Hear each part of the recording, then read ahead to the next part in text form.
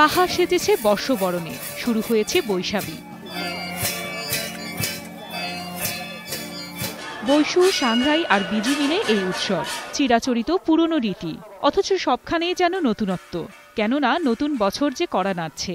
শান্তি, সৌহার্দ্য আর সম্প্রীতির শেকলে নিজেদের বেঁধেছেন পাহাড়ের মানুষ। সামনে আমাদের ভবিষ্যৎ যেন সুন্দর হয়, সমৃদ্ধি হয়, দেশ যেন উন্নত হয়, এই কারণে আমরা গুরু ভক্তি করে থাকি। প্রত্যেক বছরে আমরা সাংগ্রাইটা পালন করি আনন্দে, হেসে নেচে। সাংগ্রাই মারমাদের উৎসব হলেও বান্দরবান শহরের ৭ সকালের শোভাযাত্রায় ছিল সর্বস্তরের মানুষ। ৫ দিনব্যাপী উৎসবে থাকছে সমবেত প্রার্থনা, জলকেলি, পিঠা তৈরি, ঘিলা খেলা, বৌদ্ধমূর্তি স্নান, হাজারো প্রদীপ প্রজ্বলন, বয়স্ক পূজা সহ নানা অনুষ্ঠান। উৎসবে অংশ নিয়ে জলকেলিতে মেতেছে তরুণ তরুণীরা।